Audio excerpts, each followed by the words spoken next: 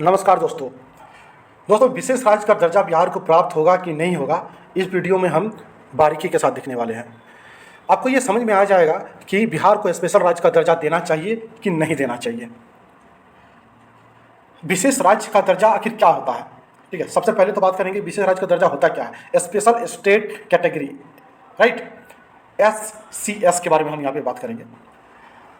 फिर दूसरा पॉइंट हम बात करने वाले विशेष राज्य होने के लिए क्या क्या मापदंड होने चाहिए, क्या क्या क्राइटेरिया होना चाहिए, राइट। फिर पॉइंट नंबर 3 में बात करेंगे कि विशेष राज्य प्राप्त करने के लिए आखिर क्या क्या लाभ मिलता है, क्या क्या बेनिफिट होगा, क्लियर। फिर हम पॉइंट नंबर 4 में हम आएंगे कि बिहार को विशेष राज्य का दर्जा मिलना चाहिए कि नहीं मिलना चाहिए, क्लियर। देखिए दोस्तों, हम बात करेंगे कि देखिए इधर चुनाव के रिजल्ट के बाद जो है बिहार सरकार और आंध्र प्रदेश को विशेष राज्य बनाने को लेकर खबरें जो है अभी गर्मा गर्म है। तो हम ये जानने की कोशिश करेंगे कि विशेष राज्य मिलने से आखिर क्या क्या फायदा हो सकता है, राइट। एक्चुअली होता क्या है कि 18वीं लोकसभा हमारा पूरा कंप्लीट हो चुका है। इस 18वीं लोकसभा चुनाव के बाद होने के बाद एनडीए गठबंधन जो है एक बार फिर से बहुमत मिल गया। एनडीए गठबंधन को टोटल यहाँ जो है यहाँ पे 240। तो पिछली बार जहां भाजपा को अकेले ही बहुमत मिल गया था, लेकिन इस बार सहयोगी दलों के सहयोग से सरकार बनानी पड़ रही है। ये 240 ओनली कांग्रेस वगैरह को मिली हुई है, ठीक है, और 292 मिली हुई है एनडीए गठबंधन को। तो नरेंद्र मोदी की सरकार बन गई है, क्लियर। तो यहाँ पे चंद्रबाबू नायडू और नीतीश बाबू जो है दोनों ही स्पेशल राज्य का दर्जा मांग रहे हैं अपने अपने स्टेट के लिए। तो जिसमें बिहार के मुख्यमंत्री नीतीश कुमार की पार्टी जनता दल यूनाइटेड और आंध्र प्रदेश के चंद्रबाबू नायडू की तेलुगु देशम पार्टी का बड़ा योगदान है। इसी बीच अब इन दोनों राज्यों को विशेष राज्य का दर्जा दिए जाने के आसार तो नजर आ ही रहे हैं। तो आखिर ये विशेष राज्य बनाने के क्या फायदे मिलते हैं, विशेष राज्य का दर्जा क्यों देना चाहिए। फिलहाल कितने राज्यों को अभी विशेष राज्य का दर्जा प्राप्त हुआ, राइट। तो यहाँ पे यदि अभी हम बात करेंगे 1969 में, राइट, 1969 में विशेष राज्य का दर्जा जो है पहली बार दिया गया था, जिसमें 5वें वित्त आयोग के अध्यक्ष, ठीक है, 5वें वित्त आयोग के अध्यक्ष जो है वो कौन थे, महावीर त्यागी।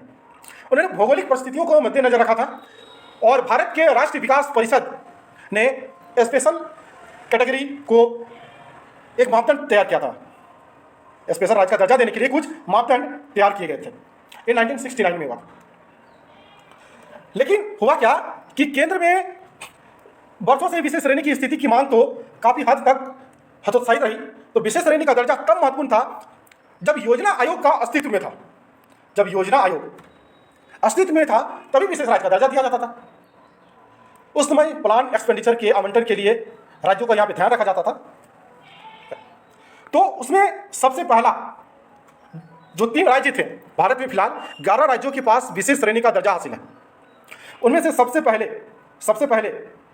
3 ऐसे स्टेट जो जम्मू कश्मीर, असम और नागालैंड, इन तीनों को स्पेशल राज्य का दर्जा दिया गया, विशेष राज्य का दर्जा दिया गया। और बाद में आगे चल के इसकी संख्या 11 हो गई। 11 राज्य अभी स्पेशल कैटेगरी में आते हैं। उनमें से मेघालय है, मणिपुर है, मिजोरम है, सिक्किम है, त्रिपुरा है, अरुणाचल प्रदेश, नागालैंड, असम है। वही पहाड़ी राज्यों में उत्तराखंड, जम्मू कश्मीर और हिमाचल प्रदेश है, ठीक है। राज्यों में 3 आएंगे, उत्तराखंड, जम्मू कश्मीर और हिमाचल प्रदेश, और बाकी के पूर्वोत्तर राज्य हैं। तेलंगाना को भी स्पेशल राज्य का कैटेगरी में रखा गया था, 2014 में ये था, ठीक है। फिर इसको स्पेशल कैटेगरी से इसको हटा दिया गया। देखिए, राष्ट्रीय विकास परिषद ने राज्यों को विशेष दर्जा देने के लिए कुछ मापदंड बनाए थे, जिनमें राज्य का संसाधन, प्रति व्यक्ति आय, राज्य की आमदनी के स्रोत, जनजातीय आबादी, पहाड़ी, दुर्गम इलाका, ठीक है, ये सब परिस्थितियां होंगी तभी किसी को स्पेशल राज्य का दर्जा दिया जाता है। लेकिन यहाँ पे हम बात करेंगे गाडगिल की सिफारिश के आधार पर किसी भी राज्य को विशेष राज्य का दर्जा कैसे दिया जाता है। उनमें से 7 पॉइंट्स हैं। यदि ये 7 पॉइंट्स किसी राज्य के लिए सुटेबल है तो उसे विशेष राज्य का दर्जा दिया जाएगा। इस मापदंड पे यदि खरा उतरता है, ये राष्ट्रीय विकास परिषद बोलती है, लेकिन गाडगिल की सिफारिश के आधारित पर है। देखिए, प्रति व्यक्ति आय और आमदनी स्रोत जिसका कम है, प्रति व्यक्ति आय, संविधान की धारा 371 के तहत किसी राज्य के लिए विशेष प्रावधान किए जाते हैं, जिसके तहत उसे विशेष श्रेणी का दर्जा दिया जाता है। इसमें से बहुत सारे स्टेट हैं, जैसे कि असम 371 बी के अकॉर्डिंग जो है उसे स्पेशल दर्जा दिया गया, मणिपुर को 371 सी, सिक्किम को 371F, Arunachal Pradesh 371H, right. तो यहाँ पे 371 आर्टिकल के अकॉर्डिंग जो है किसी भी स्टेट को स्पेशल राज्य का दर्जा दिया जाता है। लेकिन इसमें फायदे क्या है, क्या क्या बेनिफिट है? देखिए फायदा क्या है कि कोई भी स्टेट, कोई मान लीजिए कि बिहार आ जाए, उसको भी स्पेशल राज्य का दर्जा मिल गया, या फिर स्पेशल राज्य का दर्जा जिन्हें प्राप्त है उसको 90% केंद्र से, सेंट्रल से अनुदान मिलेगा, और 10% जो है कर्ज के रूप में मिलेगा। और जो 10% कर्ज के रूप में मिलेगा उसमें कोई इंटरेस्ट नहीं देना पड़ेगा उसे, राइट। लेकिन यहाँ पे 70% दूसरे स्टेट के लिए जो विशेष राज्य का दर्जा जिन्हें प्राप्त नहीं है, 70% सेंट्रल से मिलेगा, राइट। और 30% जो है कर्ज के रूप में मिलेगा अदर स्टेट को। यदि 90% यदि खर्च नहीं होता, बात को समझिएगा, जिन राज्यों को विशेष राज्य का दर्जा दिया जाता है उनको जितनी राशि केंद्र द्वारा दी जाती है उसका 90% जो है अनुदान के रूप में और बकाया 10% बिना ब्याज के कर्ज के रूप में दिया जाता है।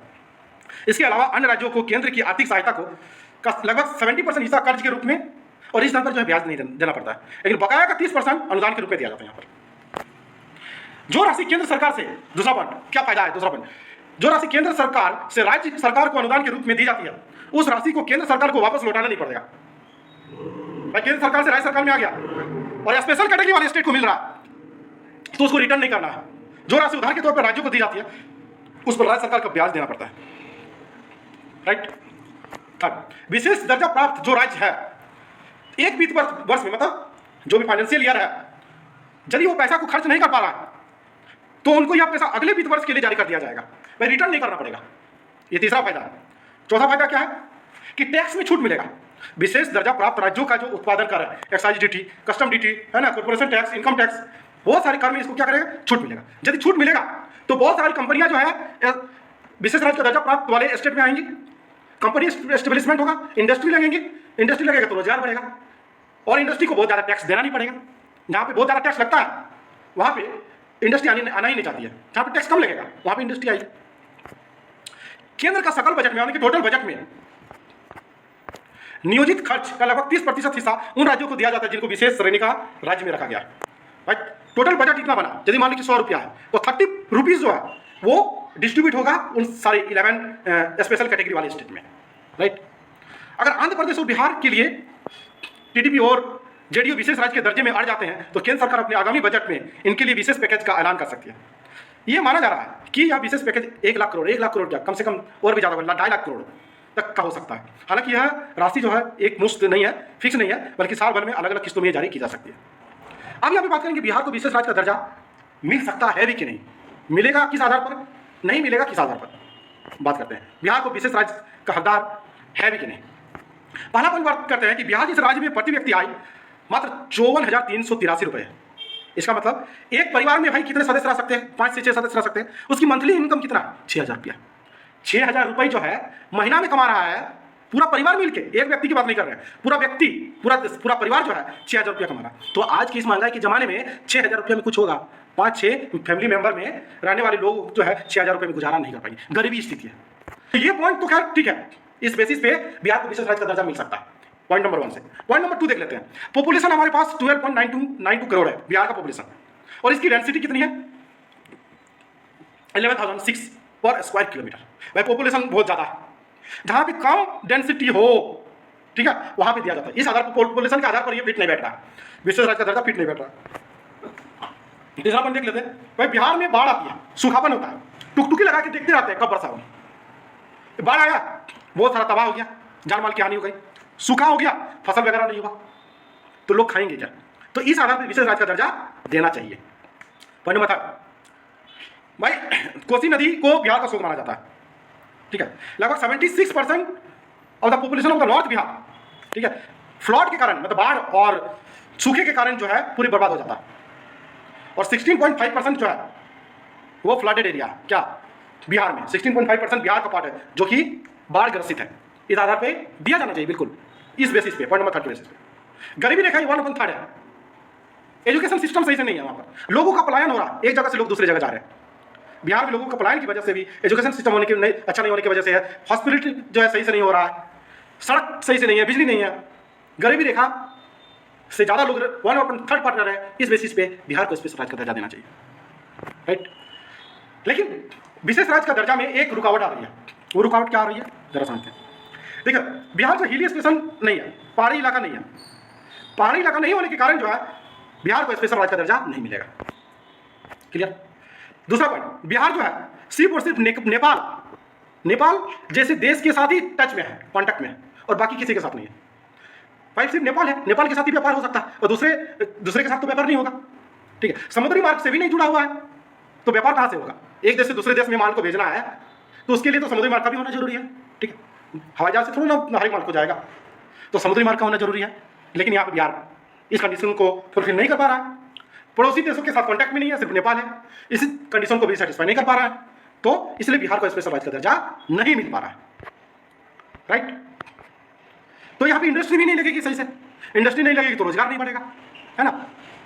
हाँ, और एक कंडीशन है कि बिहार को स्पेशल राज्य का दर्जा देना चाहिए, क्योंकि 2000 में बिहार अलग होकर क्या बिहार और झारखंड बन गया था, तो जितने भी मैक्सिमम संसाधन जो है झारखंड राज्य में चले गए, और इंडस्ट्री भी जो है वो झारखंड में भी है, इंडस्ट्री बिहार में कम है, तो इस बेसिस पे जो है बिहार को स्पेशल राज्य का दर्जा दे देना चाहिए।